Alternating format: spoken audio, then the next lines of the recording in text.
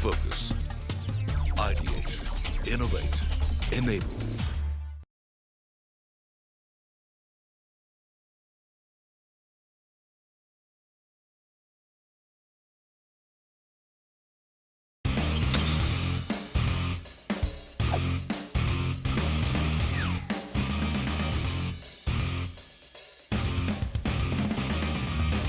Dreams these days come with a very heavy price tag, whether it's buying a car, buying a house, funding your children's education, or a cushy retired life. All these objectives are not easy to achieve for the average salaried person. So, how does one go about funding their goals and aspirations? Well, that's where we come in.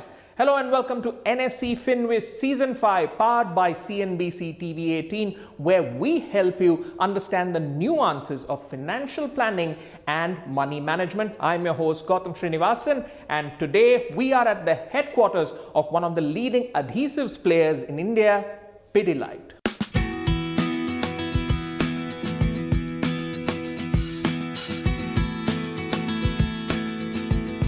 Fevicol was born in 1959 and soon it became the most popular adhesive. From households to industries, brand Pidilite over the years has become a name to reckon with. Their products range from adhesives, sealants, waterproofing solutions and construction chemicals to arts and crafts. Pidilite has been a pioneer when it comes to strengthening bonds with people from all walks of life. And today, NSE FinWiz, with its theme, Dream On, engaged the employees at Pidilite in Mumbai to understand their thoughts on financial planning and wealth creation. I think financially it's very important that after a given age, you have enough funds to live your life. Now that is where I believe that these various kinds of instruments or financial investments will help us. I dream of achieving financial independence maybe by the age of 40. I think by the age of 40 I want to be financially independent, since I don't want to be dependent on my primary job as the only source of income for me. And after 40 I want to go ahead and explore other passions which I have cultivated over time, maybe writing or teaching or something like that, which I can, after 40 I can pursue. My long-term goal is to retire at an early age. Maximum amount of work for another 5 to 8 years, that's it. And be in a position to travel around and enjoy life. Long-term goal, basically I want a corpus of 4 to 5 crore at the end of my active service life. I am looking for 2 lakh rupees per month after completing my active service life. Welcome to NSE FinWiz, powered by CNBC TV 18. Today we will be discussing everything one needs to know for a sufficiently rich retirement, and to help us understand and build that roadmap for a carefree retirement, we have with us two experts in the field, Mr. Hemant Rustage, who's the CEO of Wise Invest Advisors, and Mr. Firoz Aziz, Deputy CEO at Anand Rathi Private Wealth Management. All right, retiring rich, that's an interesting topic to ask questions on, because there are so many dynamics at play. So let's start with the basics. Hemant, what is the ideal age and circumstance to start saving for a rich retirement, and what are the mistakes to avoid in your opinion? Well, ideally one should start investing for retirement as soon as you begin to work. But, at that stage of life, nobody thinks about retirement. That's the last priority, because everyone thinks that, okay, I've just started working, let me enjoy my money for some time. I mean, why worry about retirement, which is going to be like 35 years away from today? So I think it's very, very important that you start investing early. Second important thing is that you invest in the right asset class. Invest in options which are very tax efficient. Now what happens is you invest for 25 years and every year you're paying tax. For example, you put money in bank deposit, every year you need to show interest in your return and you pay tax on that. Invest in asset class like equity, which has the potential to grow, and the return after 1 year is tax-free. So I think these are three important things that everyone needs to focus on, especially when you're investing for retirement. Arriving at that base calculation for retirement expenses, when somebody sits and tries to calculate how much do I need in my account to have a comfortable retirement, what are some of the factors they should be, how should they arrive at that calculation in your opinion? See, if you're trying to compute what's the kind of money you would need at a point in time for the specific goal, that automatically means that for every 10 years, you will have to double the money needed. For example, if you need an X amount of money today, which is not very difficult to ascertain because you know what the goal is going to cost you today. 10 years from now, you will need twice. 20 years from now, you will need 4 times. And 30 years from now, you will need 8 times. So double it every 10 years. So in 30 years, it actually becomes 8 times, 2 to the power 3. That's point 1. Point 2, when you're saving for very, very important goals, like education, for example, of your child. Now, when you're thinking of inflation of this nature, it might not be right to look at 7%. You will have to find out the customized inflation for that specific goal. In India, education is inflated. Education expense is inflated at 11%. So I might assume it is 7, but you might end up that this specific goal needed 11. Especially for child's education, I have seen several people falling short of the money which they saved for because they didn't envisage the inflation which was going to be factored in. And that should not be 7, that should be 11. That's the second point on inflation which I would like to make.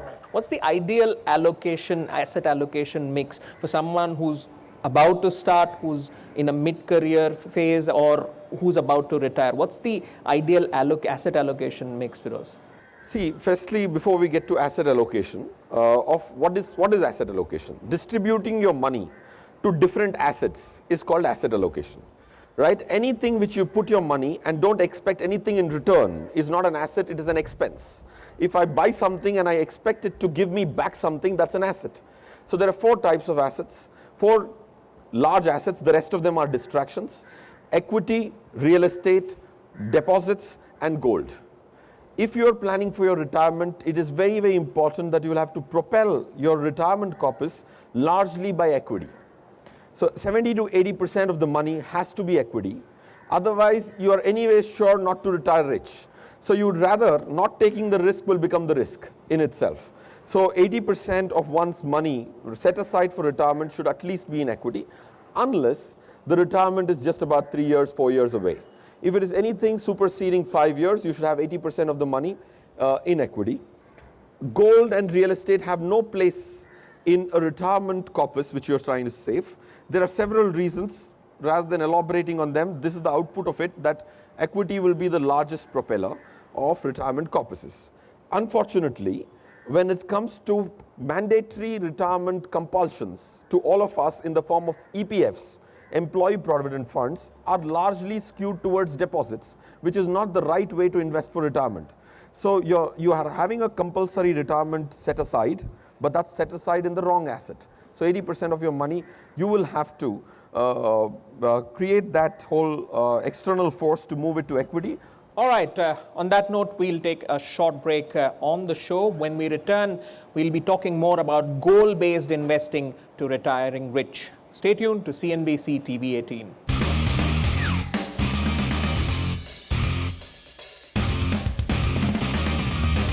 Welcome back to NSE FinWiz Season 5, powered by CNBC TV 18. Now, in the previous segment, we discussed the various facets of retiring rich. In this segment, we'll be taking a deep dive on goal-based investing to achieve that objective. All right, let me start with you, Hemant, here. Should monthly income be prioritized over net worth? I was reading a paper on Harvard Business Review where they specifically mentioned that it's time that shift in thinking happens. In general, when you talk about investment, I think it's very, very important that we follow a goal-based approach.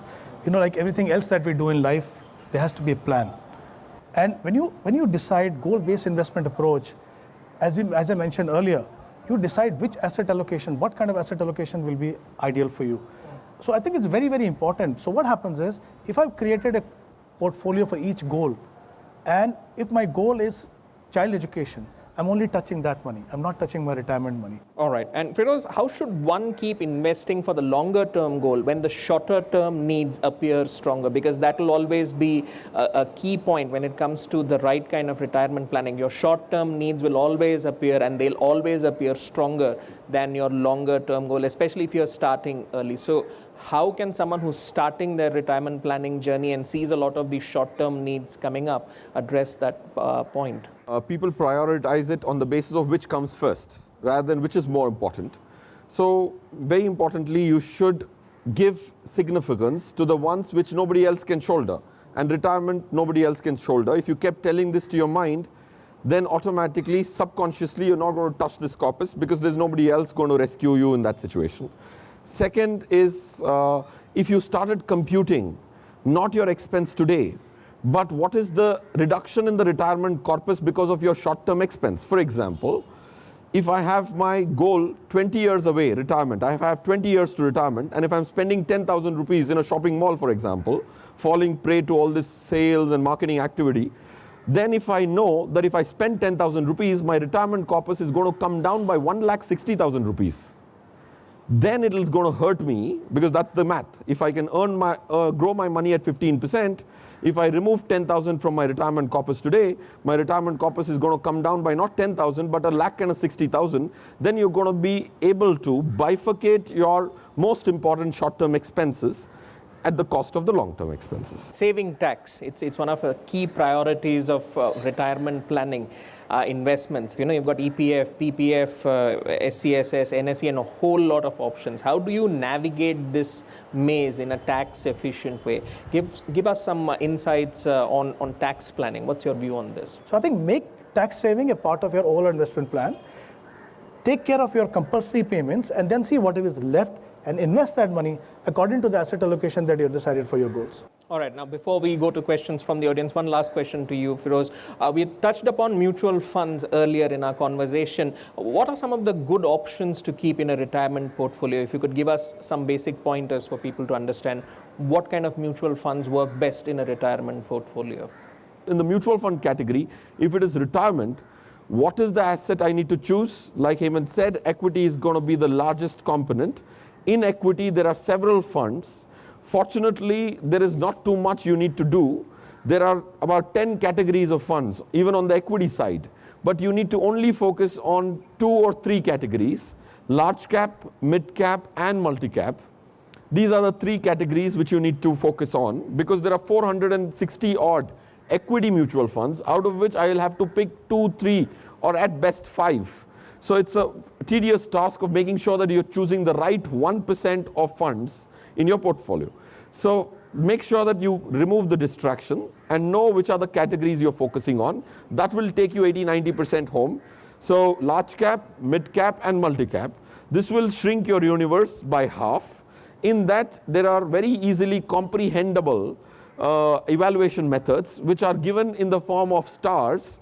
Even if you went to a money control, for example, to make it very, very comprehensive, their goodness is expressed in the form of stars, which is for everyone, for us to understand, 5 stars being the maximum, 1 being the least. So if you chose 5-star funds in these 3 categories, I think more or less you will be okay for a retirement. All right, it's time now to shift focus to the audience. What's going to happen is I'm going to call out your name and you're going to list out your goal which you've specified in the cue cards given, and our experts are going to try and help you plan to achieve that goal. All right, the first name I will be calling out is Rahul Valecha. My goal is to have a luxury apartment by the age of 35. I'm currently 25.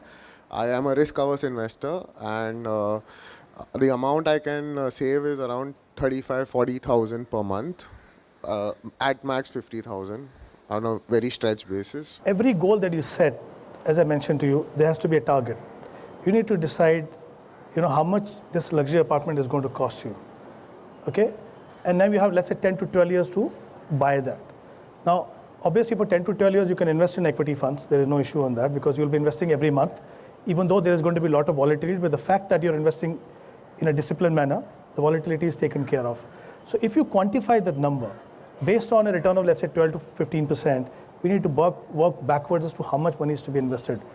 Okay? So unless and until we know what is the number we're talking about, I can't really tell you whether 50,000 is going to be enough or not. That's one thing.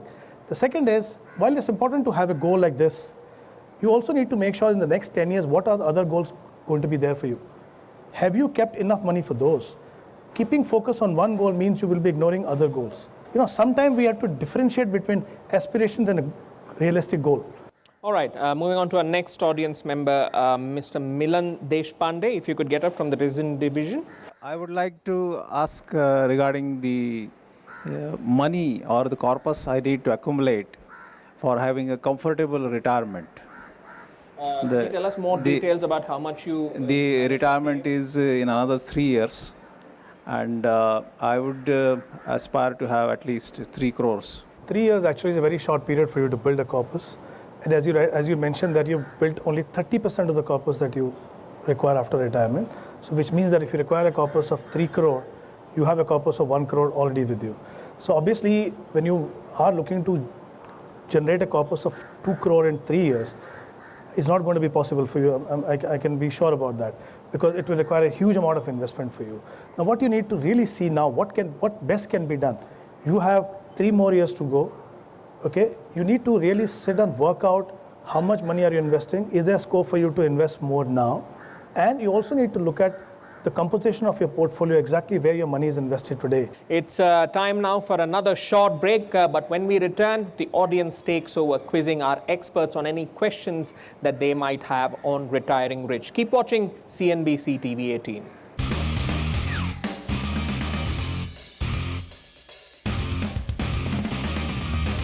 Welcome back. You're watching NSE FinWiz Season 5, powered by CNBC TV 18. Now, we have been addressing questions related to retiring rich and goal-based investing. In this segment, the final segment, the audience gets the opportunity to ask any questions that they have to our panel of experts on the topic of retiring rich. So the floor is open to all of you here at the offices of Pidilite. So let's see who has a question to ask our experts. Go ahead and raise your hands if you have a question to ask. Hello, myself Rajesh.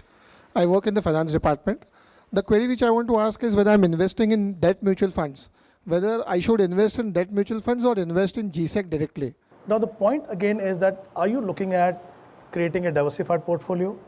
How much time you have to kind of look at your own investment, and for what purpose are you investing? Okay, GSECs are not basically short-term investment. So when you're looking at, let's say, for 5-year or 10-year investment, you have different options to look at. Now, for example, you can look at equity. If you don't want everything to go into equity, you have hybrid funds in the mutual fund. You know, you have a new breed of funds today which invests in equity, arbitrage, and debt, which is a fantastic product. Now, it invests in a manner that equity and arbitrage become 65%. So the tax, is applicable of an equity fund. At the same time, you're not taking too much of a risk. So I think it's not necessary that when we talk about investing in debt, it has to be necessarily in debt fund. It can be in different forms.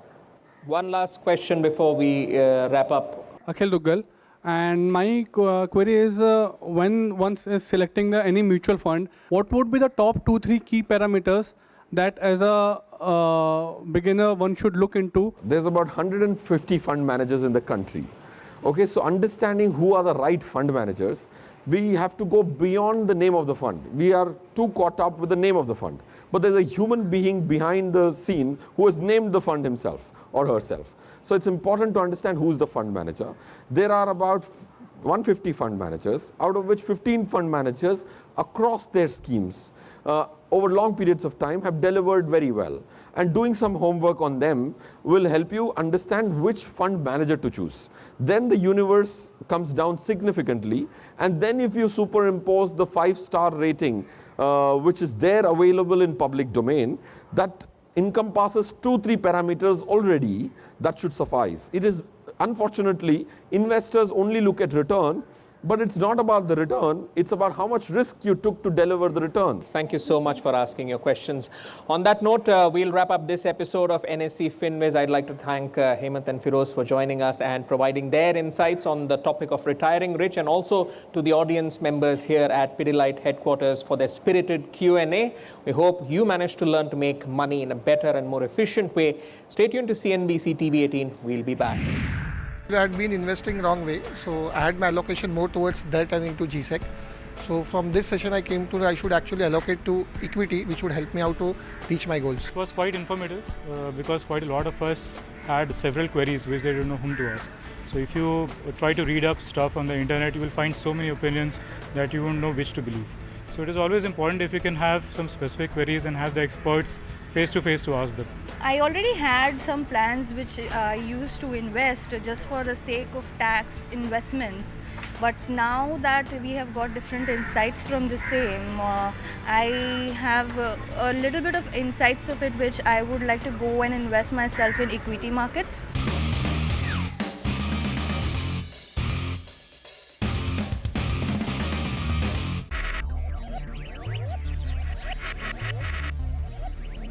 Focus. Ideate. Innovate. Enable.